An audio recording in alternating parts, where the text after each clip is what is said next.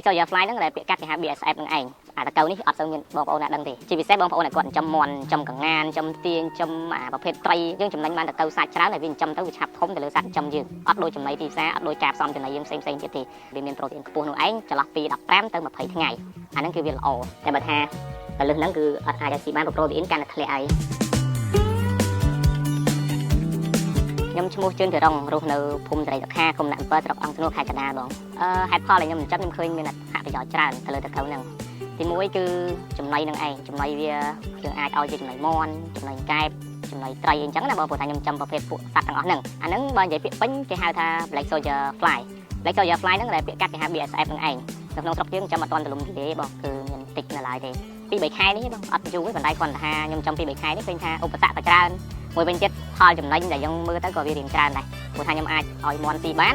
អញ្ចឹងមានន័យថាទោះវាបានតិចកំឡុងពេលនេះគឺវាតិចដោយសារតែខ្ញុំបង្កាត់ពូជគឺវាបានតិចក៏ប៉ុន្តែថ្ងៃទៅបន្តបន្ទាប់ខ្ញុំគិតថាវាអាចមានផលបានច្រើនការទិញដំបូងដូចជាអត់ច្រើនទេបងការនោះសុំចែកទេត្រឹម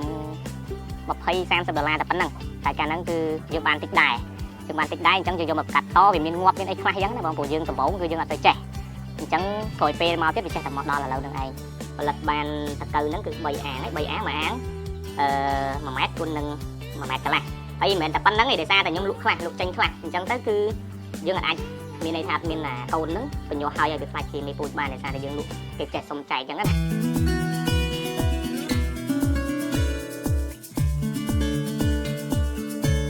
ការរៀបចំក្នុងការចិញ្ចឹមដំបងឡើយគឺខ្ញុំអត់ទាន់ខ្ញុំមើលតែវីដេអូគេដែរអញ្ចឹងគឺគេឃើញថាវាមានការចិញ្ចឹមហ្នឹងគឺមាន2ធំទី1គឺអាងពូជទី2គឺសម្រាប់តកៅរួយមានន័យថាអាងពូជនោះគឺយើងធ្វើដូចឃើញចាក់ដៃអញ្ចឹងគឺយើងធ្វើជាអាងសំងក៏បាន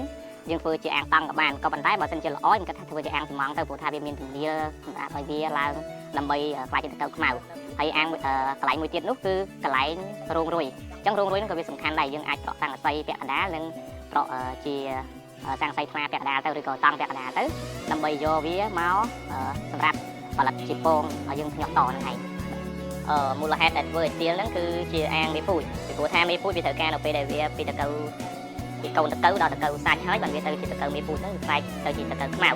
ញ្ចឹងនៅពេលដែលវាខ្លាចជាតកៅខ្មៅយើងត្រូវមានទំនាលសម្រាប់ឲ្យវាឡើងដើម្បីថាវាឡើងទៅរកកន្លែងកាលណាដែលវាខ្មៅធម្មតាតកៅហ្នឹងកាលណាដែលខ្មៅគឺវាត្រូវការកន្លែងវាឡើងដើម្បីទៅត្រាំងហើយ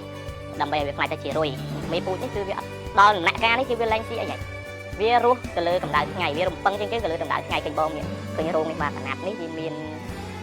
សង្កសីបាទកណាត់នោះខ្ញុំប្រក់តង់ឬក៏សង្កសីថ្លាក៏បានដែរហ្នឹងហើយបើមកវាត្រូវទឹកភ្លៀងទៅទឹកស្លាបទៅវាអាចងាប់ឬក៏វាហាក់រួចវាងាប់វាអីចឹងទៅហើយការរៀបចំបងមើលឃើញជាក់ស្ដែងយើងត្រូវមានទឹកហ្នឹងសំខាន់ជាងគេហើយព្រោះថាបើមិនជាអត់ទឹកគឺរស់អត់បានទេទៅនេះព្រោះថាវាអាស្រ័យទៅដូចខ្ញុំនិយាយចឹងគឺអាស្រ័យទៅលើកម្ដៅថ្ងៃហើយនឹងទឹកនឹងឯងវានេះទៅស៊ីចំណីទៀតទេដំណាក់កាលនេះឡើងស៊ីចំណីហើយ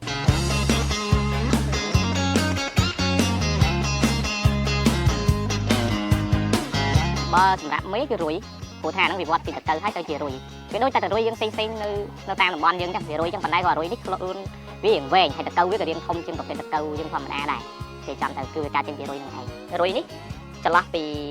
អាស្រ័យលើសុខភាពវាដែរបើវាអាស្រ័យផឹកទឹកស្អាតអីចឹងវារੂបានយូរចឹងណាអញ្ចឹងគឺប្រហែលក្នុងមួយទឹកទៅ15ថ្ងៃវាងាប់ទៅវិញហ្នឹងចន្លោះហ្នឹងហើយពងវានេះពងបងឃើញចាក់ដៃហ្នឹងហើយយើងដាក់អញ្ចឹងតាមពិតទៅដោយសារតែខ្ញុំវាមានមេបាពូជតិចដែរអញ្ចឹងខ្ញុំដាក់តែមួយបងប្អូនផ្សេងហើយនៅខាងសុកគេនោះគេដាក់មកជួហើយគឺឃើញមានពងបងឃើញប៉ុណ្ណឹងបាទវាពងនៅក្នុងហ្នឹងបងឃើញមានជួណាវាពងនៅក្នុងហ្នឹងហើយរយៈពេល2ទៅ3ថ្ងៃអត់ឲ្យលឹះហ្នឹងទេតែកាលណាដែលលឹះហ្នឹងគឺវានេះហើយវាញាស់ទៅយើងចុះអត់ស្រួលវាអាចញាស់អញ្ចឹងពីពងទៅមុនមានន័យថាដំបូងឡើយគឺរយៈពេល2ទៅ3ថ្ងៃគឺវាញាស់ហើយក្រោយពេលដែលវាពងហើយក្រោយពេលដែលពងហើយ2ទៅ3ថ្ងៃហ្នឹងគឺវាញាស់អញ្ចឹងគឺយើងញាស់ហ្នឹងគឺដំបូងខាងក្រោមហ្នឹងគឺយើងដាក់ជាចំណីមាន់ឬក៏ប្រភេទម្សៅត្រីក៏បានដែរយើងដាក់ចំណីមាន់ទៅក៏ល្អដែរបើវាស្រួលរកដាក់ហើយគឺយើងអត់ដាក់ទឹកច្រើនពេកទេយើងដាក់ទឹកល្មមហើយគឺវាញាស់បានតែ2 3ថ្ងៃយើងចាប់ដើមឃើញវាស្ងួតហើយស្ងួតយើងចាប់ដើមថែមទឹកថែមបានមួយអាទិត្យបានយើងចាក់ចូលក្នុងអាងធំឬក៏ក្នុងអាងតង់អញ្ចឹងដើម្បីឲ្យវាស៊ីបន្លែផ្លែឈើផ្សេងៗទៀតតអញ្ចឹងទៅហើយវាអាចប្រមូលផលសាច់បានឡងពេល15ទៅ20ថ្ងៃហ្នឹងគឺយើងអាចឲ្យមាន់ទីបានហើយបើសិនជាដល់ពេលតកៅពូជវាអាចពី20ទៅ30ថ្ងៃហ្នឹងគឺយើងអាចយកទៅពូជបានហើយក៏វាមានអាតូចៗវាស៊ីអត់ទាន់គេយ៉ាងដូចគ្នាហ្នឹងដំណាក់កាលទី1គឺយើងឲ្យស៊ីចំណីមាន់ឬក៏ម្សៅត្រីនឹងប្រាប់មិញហ្នឹងរយៈពេលថា10ថ្ងៃចុះយើងឲ្យវាស៊ីក្នុងទឹកហ្នឹងរយៈពេល10ថ្ងៃបន្ទាប់មកទៀតវាស៊ីសុះអស់ យើងឲ្យវាស៊ីជាបន្លែផ្លែឈើនៅខាងលើមានន័យថាដាក់ក្នុងទឹកទេបន្លែផ្លែឈើឬក៏ប្រភេទដូចជាពូត្រីពូអីហ្នឹងដូចជាពងមាន់ពងអីហ្នឹងឯងអញ្ចឹងគឺយើងឲ្យវាស៊ីគឺវាឲ្យស៊ីក្នុងឡងពេលចាប់ពី10ថ្ងៃឡើងបាទយើងឲ្យស៊ីជាប្រភេទបន្លែអីអស់ហ្នឹងហើយវាពេលវាស្ងួតវាចាំទៅហើយបន្ទាប់ពីហ្នឹងទៀតគឺយើងឲ្យស៊ីអញ្ចឹងរហូតឲ្យស៊ីអញ្ចឹងរហូតហូបបន្លែលួយឬក៏កាកសំណល់ផ្ទះបាយចាស់អីហ្នឹងយើងយកមកផ្អាប់ទុករយៈពេល2-3ថ្ងៃទៅវាអូមវាអីហ្នឹងអានោះស៊ីទាំងអស់បាននេះគ្នាវាស្រួលរកចំណីវាស៊ីចន្លោះពេលដែលវាវិវត្តទៅជាចំណីដែលអាចនិយាយចំជាទៅសាច់អានេះហៅទៅសាច់ហើយមានន័យថាផ្ដល់ឲ្យមាន់ដែលវាមានប្រូតេអ៊ីនខ្ពស់នោះឯងចន្លោះពី15ទៅ20ថ្ងៃអាហ្នឹងគឺវាល្អហើយបើអាចថាយ៉ាងយូរណាស់25ថ្ងៃហ្នឹងឯងក៏ប៉ុន្តែកុំឲ្យដល់1ខែទៅ1ខែ5ថ្ងៃឬក៏45ថ្ងៃហ្នឹងឯងអាហ្នឹងគឺយើងឲ្យស៊ីទៅខាតវិញទេមានន័យថាប្រូតេអ៊ីនក៏ទៀតហើយតកូវហ្នឹងក៏ខ្លាចជាតកូវមេហើយមេពូតែអញ្ចឹងយើងឲ្យស៊ីខាតបើនិយាយចំទៅអានេះតកូវនេះវាអត់ទាន់ខ្លាចជាតកូវមេពូជពេញសាច់ទេប៉ុន្តែវាជាអនាគតរបស់តកូវមេពូជនឹងឯងព្រោះថាវាចេញពីតកូវតូចសិនពីតកូវតូចបងអាចមើលបានហើយខ្ញុំអ្នកចិញ្ចឹមតកូវអត់ខ្លាចនឹងអៀនក្នុងការចាប់តកូវព្រោះថានេះបងអាចមើលទៅនេះវាអញ្ចឹងវាដល់អាយុវាដែលត្រូវធំហើយវាលែងសូវស៊ីចំណីឯងអញ្ចឹងវាត្រូវការវាឡើងគឺវាឡើងរបៀបអញ្ចេះវាឡើងទៅអញ្ចឹងវាខ្លាចជាតកូវខ្មៅអញ្ចឹងគឺវាឡើងអញ្ចឹងហើយអានេះគ្រាន់ថាវាត្រូវការនេះដែរវាត្រូវការពេលវេលាដែលវាត្រូវវាឡើងដែរកាលណាដែលវាធំវាខ្មៅទៅអាហ្នឹងគឺវាឡើងហើយទីហោដែលជាអានេះស្រាប់អានេះគឺវាចំនួនមុនអាពួកនេះអញ្ចឹងចំនួនមុនហ្នឹងគឺនេះបងប្អូនឃើញនៅក្នុងនេះឃើញមានទឹកដល់ពេលមកដល់នេះគឺវាអត់មានទឹកទេដោយសារវាស៊ីស្ងួតហើយមកដល់នេះវាស៊ីស្ងួតហ្នឹងគឺយើងអត់ឲ្យពាក់បាក់ទៀតទេព្រោះថាតកូវហ្នឹងតែកាលណាដែលវាយើងយកទៅធ្វើមេពូជអញ្ចឹងគឺវាត្រូវការកន្លែងគឺស្ងួតល្អដែរអញ្ចឹងកាលណាដែលវាត្រូវការឡើងទៅបើវាអត់ឡើងទេវានៅក្រាំងនៅក្នុងហ្នឹងយើងចាក់ទឹកបន្តិចទៅវាឡើងមកហើយ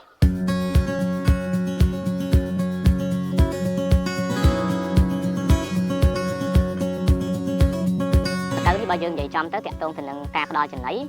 ឲ្យមាន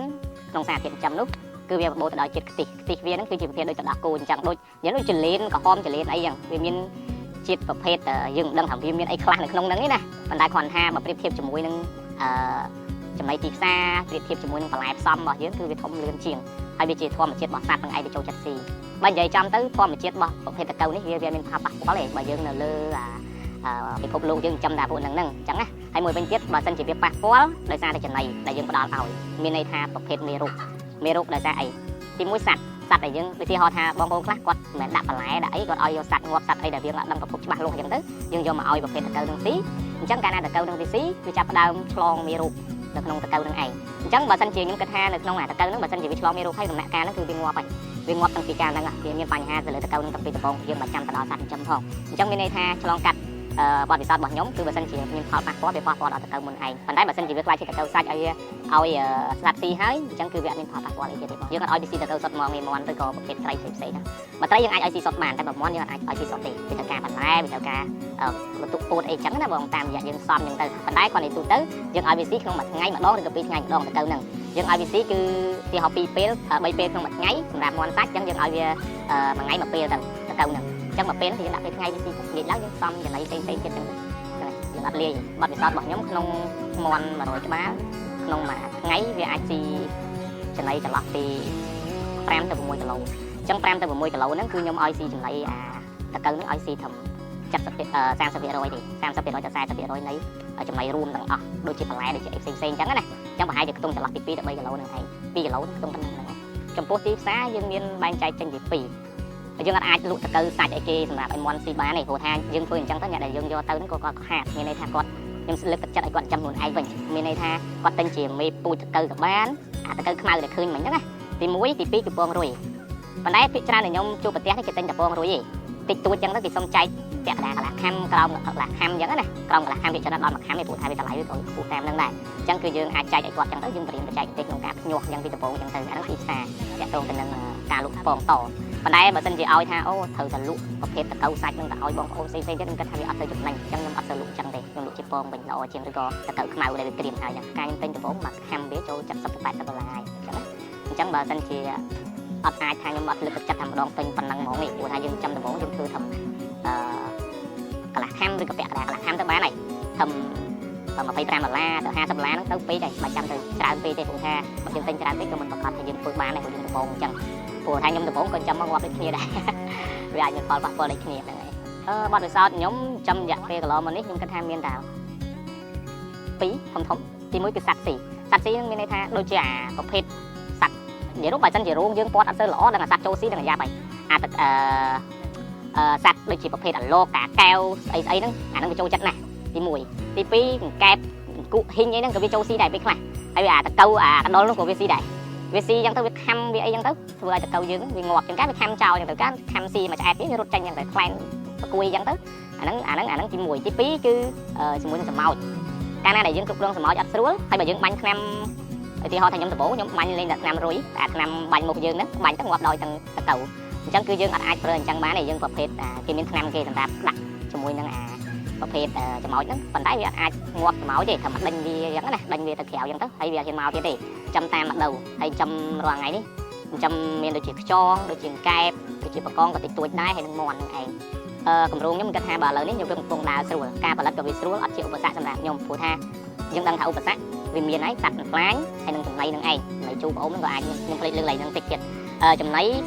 កន្លែងចំណីប្អូនចំណីជូរយើងដាក់ច្រើនពេកហ្នឹងក៏វាមានបញ្ហាទៅឆាប់ងាប់ដូចគ្នាអញ្ចឹងបើសិនជាវាយើងបានបទពិសោធន៍ទាំងអស់ហ្នឹងមកហើយយើងអាចផលិតបានច្រើនបងខ្ញុំឃើញនៅខាងប្រទេសគេដូចជានៅខាងហ្វីលីពីននៅខាងឥណ្ឌូនេស៊ីជាពិសេសឥណ្ឌូនេស៊ីវៀតណាមគាត់ចិញ្ចឹមគឺទូលំទូលាយមែនទេមានន័យថាគាត់ចិញ្ចឹមគេបើនិយាយចំទៅវាដាក់អាងធំគេលក្ខណៈកសិដ្ឋានចិញ្ចឹមហើយមិនដូចខ្ញុំចិញ្ចឹមលក្ខណៈគ្រួសារទេអត់ទេឧទាហរណ៍ថាមួយរោងគេចិញ្ចឹមតែកៅនឹងសុទ្ធហ្មងគេឲ្យគេដាក់ចែកចាយពូតាមបណ្ដាខេត្តគេអញ្ចឹងទៅគឺតែខ្ចប់កំប៉ុងតូចលុកតាមផ្សារហ្នឹងទៅហ្នឹងហើយ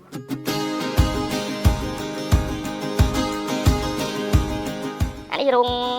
មេរុយហ្នឹងបងយើងតកៅខ្មៅយើងដែលយើងផលិតបានហ្នឹងគឺយើងយកមកដាក់នៅក្នុងនេះទៅចិត្តពេលដែលចូលទៅមើលគឺបងឃើញហើយចំណុចហ្នឹងគឺសំខាន់សម្រាប់ខ្ញុំទិញចំដំបូងអត់ដឹងទេឃើញគេចំស្រួលយើងឃើញរោងឃើញអីយើងគិតថារោងយើងមួយគឺអាចតាំងពីមេពូជតាំងពីតកៅពូជនៅក្នុងហ្នឹងតាំងពីរុយអីនៅក្នុងហ្នឹងរោងហ្នឹងបានជាក់ស្ដែងក៏ពេលទិញមកគឺយើងអត់បានត្រៀមសម្រាប់រោងរុយទេមានន័យថារោងរុយផ្សេងអាងតកៅសម្រាប់មេពូជហ្នឹងគឺផ្សេងអត់អាចដាក់មួយគ្នាបានទេព្រោះថាស្ថានភាពនៃពលឺគឺខុសគ្នាអត់អាចដូចគ្នាបានទេអញ្ចឹងគឺដំបូងឡើយគឺខ្ញុំទិញមកទី1គឺត្រៀមសម្រាប់រោង2រឿងយើងធ្វើបែបជាអាងថ្មក៏បានជាតង់ក៏បានដែរឬក៏កធុនធំទៅក៏បានដែរព្រោះយើងធ្វើដំបូងកធុនមួយអញ្ចឹងទៅឧទាហរណ៍ថា1ម៉ែត្រឬក៏កន្លះម៉ែត្រ4ជ្រុងឬក៏ជាមូលក៏ដែរក្នុងខាងក្នុងអីចឹងណាបាទឬក៏ក្នុងតង់4ជ្រុងថា1ម៉ែត្រគុណ1ម៉ែត្រទៅក៏បានដែរអញ្ចឹងគឺយើងចាំអានឹងហើយនៅពេលដែលវាឡើងជាតកៅខ្មៅគឺយើងយកទៅដាក់ក្នុងរោងរោងរុយហ្នឹងគឺយើងធ្វើថា1ម៉ែត្រគុណ2ម៉ែត្រឬក៏2ម៉ែត្រគុណ3ម៉ែត្រទៅតាមស្ថានភាពរបស់បងប្អូនគាត់យកទៅអញ្ចឹងយើងធ្វើអត់ឲ្យមកលុបទាំងអស់ទេមានន័យថាមួយចាហៀងមានពលឺថ្ងៃកម្ដៅថ្ងៃនឹងចូលមួយចាហៀងទៀតគឺមកលុបកុំឲ្យត្រូវជាមួយនឹងតកៅនេះអត់ទៅមានបងប្អូនណាដឹងទេជាពិសេសបងប្អូនគាត់ចិញ្ចឹមមាន់ចិញ្ចឹមកង្ងានចិញ្ចឹមទាញចិញ្ចឹមប្រភេទត្រីឡាយ៉ាលេខ1មកឬក៏ត្រីណៃហ្នឹងគឺវាចូលចិត្តស៊ីអញ្ចឹងអត្ថប្រយោជន៍របស់វានេះគឺវាទី1គឺចំណីវាគឺស្រួលរកចំណីវាស្រួលរកមានន័យថានៅផ្សារនៅអីហ្នឹងគឺតាមតូបចាប់ភួយតាមអីហ្នឹងសូម្បីតែយើងទៅទិញត្រីសិតតែក្បាលត្រីសិតតែអាចត្រីអាចអីខ្ញុំឲ្យវាស៊ីបានទី1ទី2បន្លែហើយមួយទៀតផ្លែឈើអុយអាលួយផ្លែចេកផ្លែល្ហុងផ្លែខ្នុរនិយាយឲ្យតែវាអាលួយហ្នឹងគឺវាចូលចិត្តស៊ីជាអាហ្នឹងទៀតជាងអាថ្មីវាអត់ទៅចូលចិត្តស៊ីមកតែបើសិនជាវាខូចហើយអាលួយរឿងប៉លហ្នឹងហើយវាចាប់ផ្ដើមចូលចិត្តពេកអញ្ចឹងមានន័យថាការផលិតគឺយើងទៀបអញ្ចឹងយើងចំណេញបានតកៅសាច់ច្រើនហើយវាចិញ្ចឹមទៅវាឆាប់ធំទៅលើសាច់ចិញ្ចឹមយើងអត់ដូចចំណីទីផ្សារអត់ដូចការផ្សំចំណីយើងផ្សេងទៀតទេអានេះវាធំលឿន